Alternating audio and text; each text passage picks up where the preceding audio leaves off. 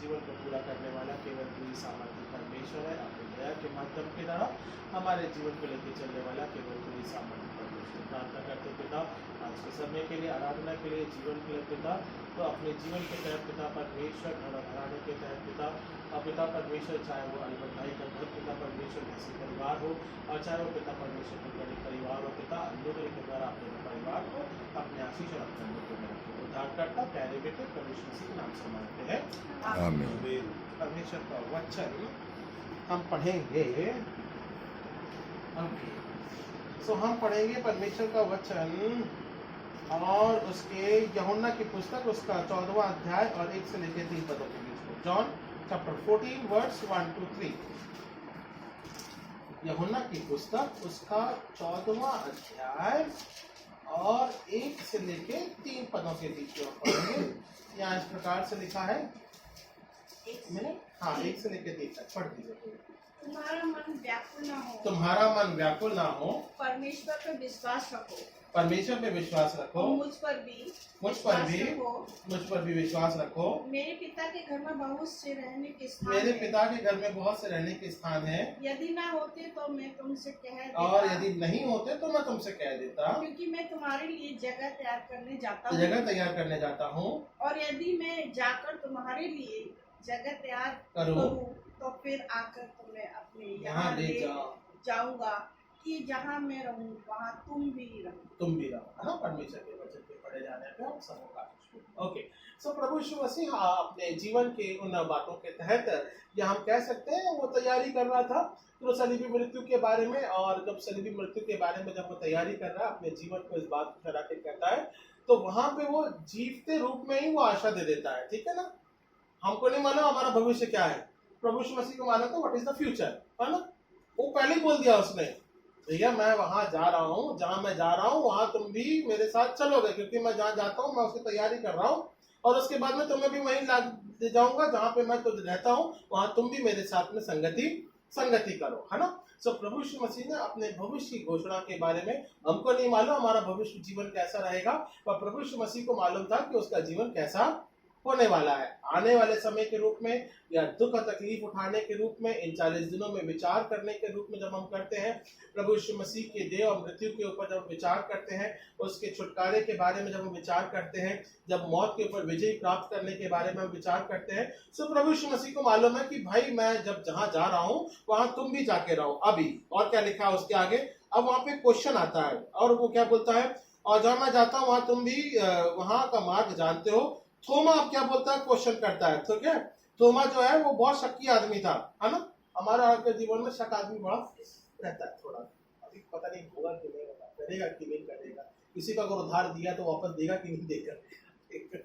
तो थोमा था, थोमा ऐसा आदमी है। थोमा क्या बोलता है, थोमा ने उससे कहा, हे प्रभु हम नहीं जानते कि तू कहाँ जाता है और तू मार्ग कैसे जाने। यीशु ने कहा, मार्ग सच्चे और जीवन मैं ही हूँ, बिना मेरे द्वारा कोई पिता के पास नहीं पहुंच। ठीक है, एक क्वेश्चन यहाँ पे उसने किया शक के बारे में, तो कहाँ जा रहा है प्रभु जी, हमें भी नहीं मालूम है।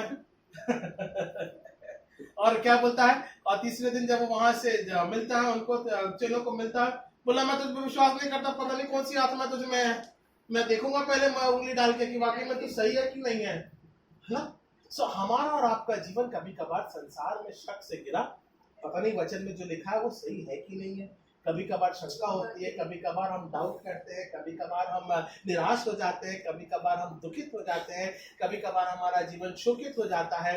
पर मसीह में हमें एक आशा दी गई है ना। मसीह हमको और आपको एक आशा, जीवित आशा में लेके चलता है। सो थोमा के समान हमारा जीवन यह विश्वास नहीं होना चाहिए, बल्कि हम और आप मसीह में विश्वास करते हुए अपने जीवन की दौड़ को हम पूरा करने पाए। सो प्रभु यीशु मसीह जो है वो हमारा और आपके जीवन का एक विश्वास का आधार है। सो हमारा जीवन उसी आधार पे बनना चाहिए।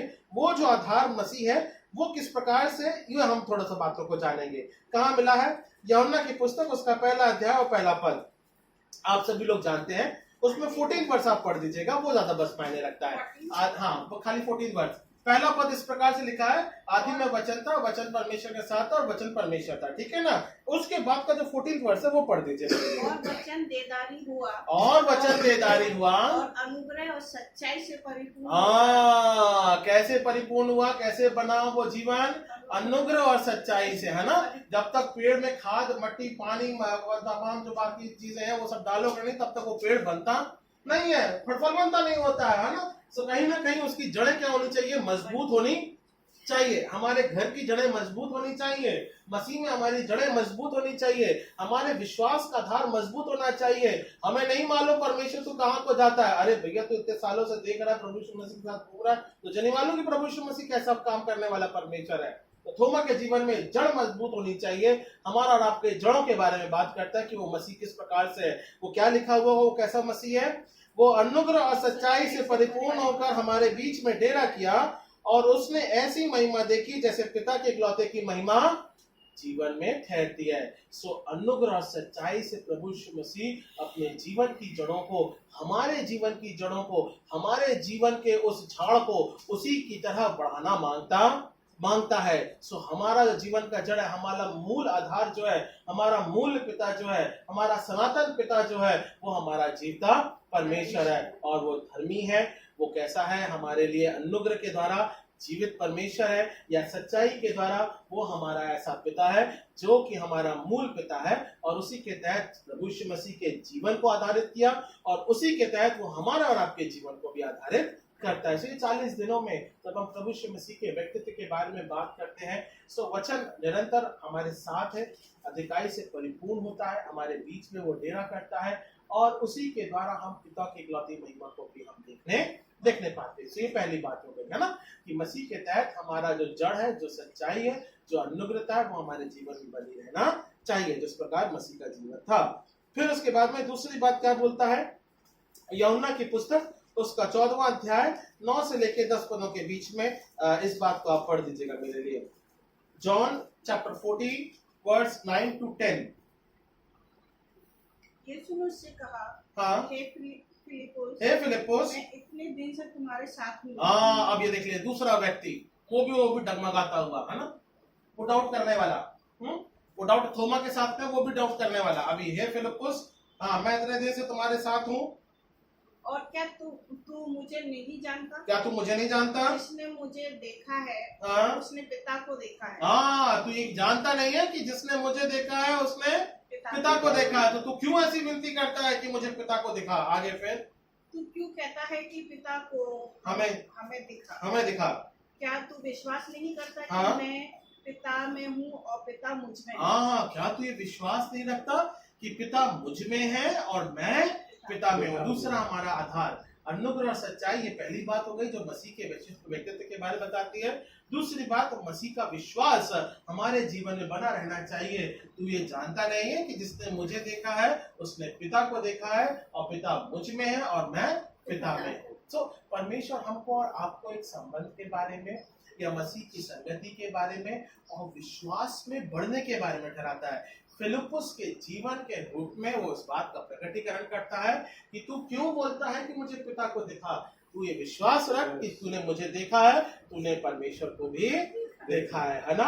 जब हम परमेश्वर के वचन को पढ़ते हैं, इसका मतलब हमने प्रभु यीशु मसीह को जाना है, हमने परमेश्वर को भी जाना है। हमने मसीह पर वचन को जब हमने पढ़ा है, तो हमने संबंध यहाँ पे पिता के साथ में बनाया है, और वही संबंध हम हमारे स्वर्गीय राज में पिता के साथ में भी उसी प्रकार के संबंध को हम बनाएंगे। इसलिए शक करने की जरूरत नहीं है।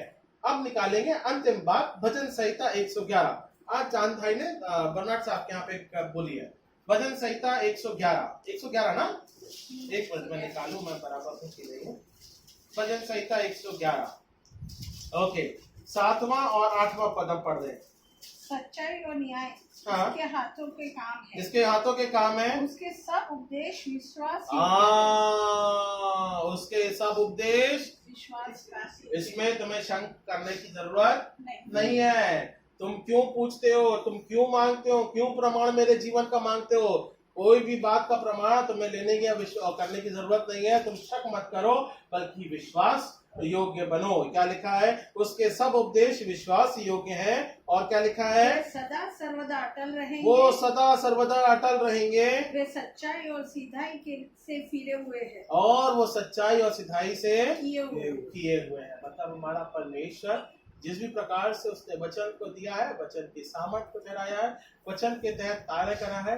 और यशाया की पुस्तक जिसके अध्याय के अनुसार जब हम वचन को पढ़ते हैं कि वो हमारे लिए सताया गया, मारा गया, वो पराक्रमी राजा, वो शांति का राजकुमार है, यशाया 9वें अध्याय के अनुसार बहुत सी ऐसी बातें लिखी हैं।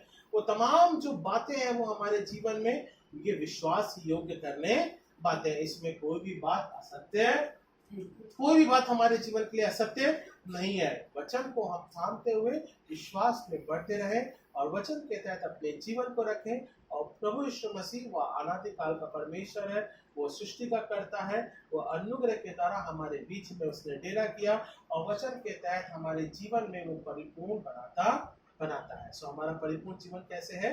मसीह के विश्वास लाने के द्वारा है। आइए हम प्रार्थना करें।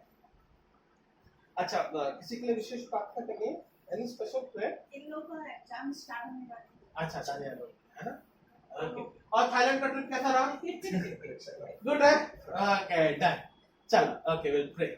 महान और जीते अनुग्रहकारी पिता परमेश्वर, हम प्रार्थना करते पिता, तू राजाओं का राजा, प्रभु का प्रभु पिता, अनुग्रह के द्वारा तू हमारी अगुवाई करने वाला परमेश्वर है। पिता, बच्चों को आपने आशीष में बनाया है।